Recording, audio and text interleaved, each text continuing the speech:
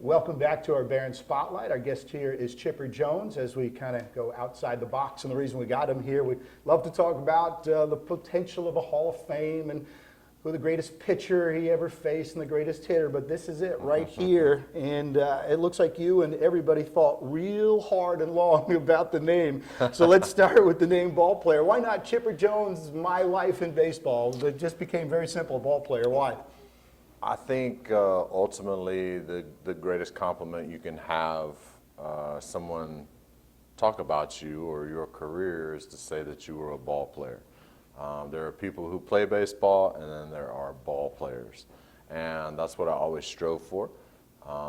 Whenever I see a guy and I'm talking about him, that's what, and I like him a lot, that's how I will describe him, down and dirty. You know, go out there and try and win every single baseball game. That's a ball player. It just seemed fitting. You could call it a grinder then, because you've described what a grinder is. Would you consider yourself as a player and as a person a grinder? I wouldn't say a grinder. I would say a worker. You know, but you know, there's so many different terms that could be used as a flattering way of describing a baseball player. I thought this thing, I think that encompassed everything. All right, you mentioned that it took you about 2.5 years. Now, when you were playing, you didn't look for the spotlight. It got you because of your ability, obviously. And so I was kind of surprised that it came out this early in your post-career. As was I. I never, even thought that this opportunity would arise. I never had any interest in personally writing a book. But when Carol Rogers Walton approached me about the opportunity, it was something that I had to marinate on for a little bit, because, like you said, I'm not the most outgoing guy in the world, and not really willing to let people in. But it seemed like a good opportunity to, I felt like I had a lot of cool stories to tell.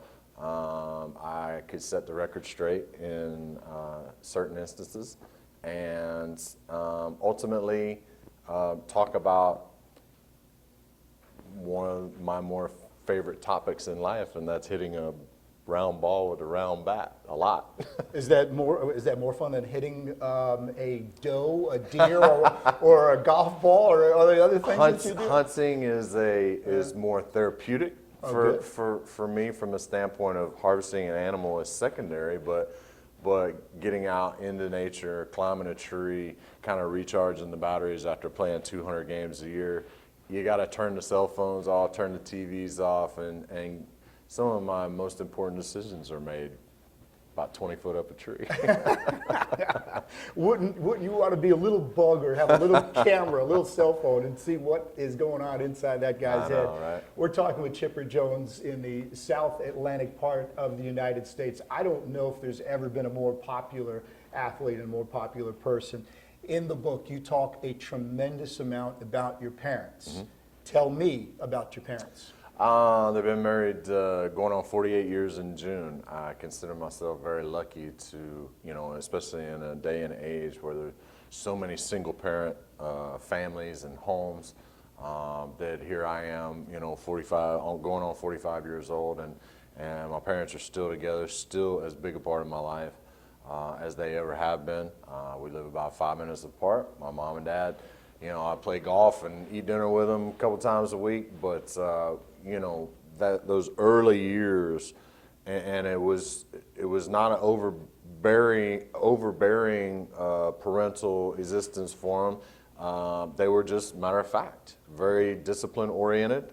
My dad's a Marine, my mother is a professional equestrian, so there's a lot of discipline built in both of those lifestyles, and they passed it on to me. I realized very early on that I had a gift for the game of baseball. Luckily, my dad was a baseball coach and was able to kind of cultivate that through the years. And they've been by me, through the ups and downs, through the pitfalls and the speed bumps and some of the championships and whatnot. So two of my best friends on the planet. I'm curious, when the phone rings at your house and it is either mom or dad, do they say, is Larry there or is Chipper? I've been waiting to ask you that. Or is Chipper there? Is Chip there? I mean, it's yeah, they call me Chipper. They do. Okay. They call me Chipper. I think my mom got very sick very early on in Big Larry, Little Larry.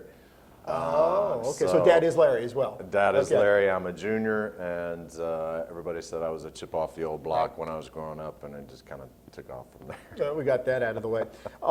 I don't want to ambush. We're talking with Chipper Jones. You talked about it in the book, the interview that I heard in the Atlanta era. You talk about you made some mistakes off the field, and that is a center part of the book in terms of saying, hey, don't do so much like I did. Yes. How much can you expand, or do you want to Well, expand on I mean, some of the temptations that come along with the notoriety, the fame, the money aspect of playing on Superstation, playing for the Atlanta Braves early on in my career, contributed to the demise of my first marriage. And you know, not being able to hold those temptations off at arm's length and be able to take the higher road really cost me. And I think if I can express some of those things in the book, and you know, high school kid or college kid or a kid that you know might even be in the minor leagues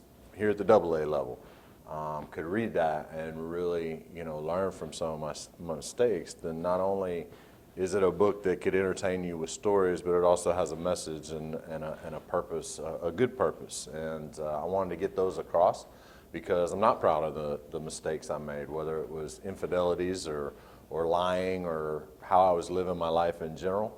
I don't want kids to make those mistakes because they'll be so much more magnified now in a world of social media where you can't do anything and get away with it.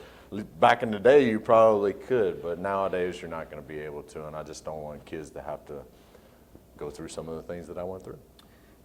You had Bobby Cox write the forward, and I would imagine, you know, as much time as you spent with him, he was like father number two. Is he the reason why he gets to write the forward? I think so. I think he was the closest to me for the longest period of time.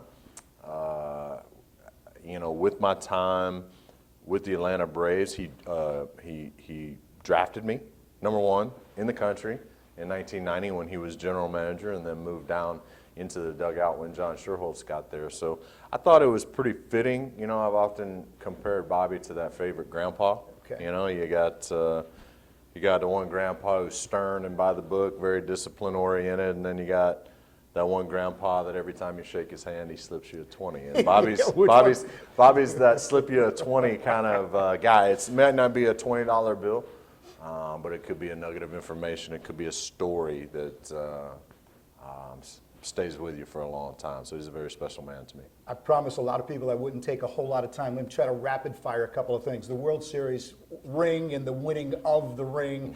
Is that really a top moment, special moment right now in your career? 100%. We play a team sport.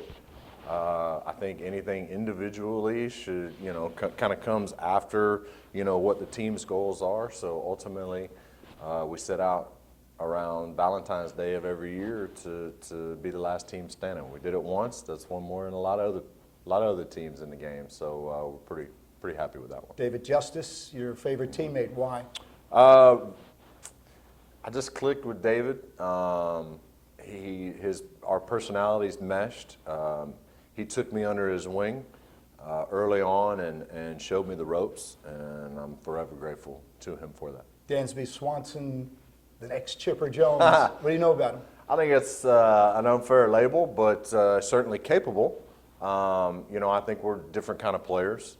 I see a lot of Derek Jeter qualities in Dansby Swanson, especially from a leadership standpoint. I think he's going to be, along with Freddie Freeman, one of the faces and mainstays that the Braves kind of build around for the next 10 to 12 years. And I think you have 3 more years before you're eligible for the Hall. One more, that's all, just one more year. Yep.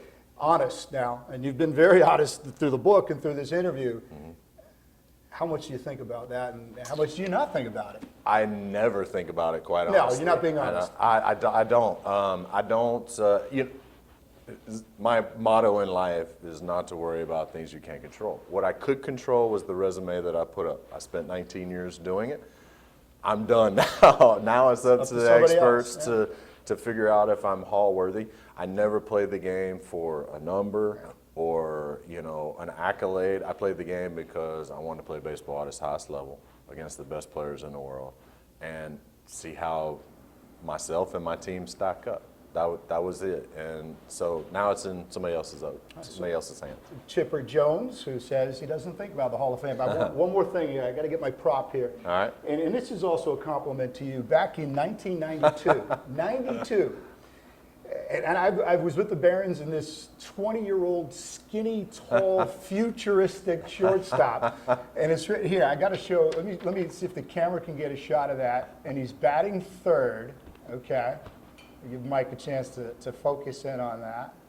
I picked out one of your better games, by the way, too. Okay. Yeah. I was going to say. But you did well against the Barons. Okay. Yeah, no, you did. I didn't Look at this. remember, but. Chipper Jones, you were hitting .317, 4 homers, 15 runs batted in. You had a triple and a run scored. You singled. You had 2 hits. Nice. You hit behind Tony, or ahead of Tony, and Melvin was behind Right. you. That's a pretty darn good team. Bobby Lopez, Mike Bell, Mike Kelly. That team. We won 100 games. We won 100 games. I think we played 100, if you include the playoffs that year, we played 152 games, and we won 106. So I mean, that's quite a season. And when you look up and down that lineup, from all the Braves prospects that were on that ball club, you can certainly see why we were so successful.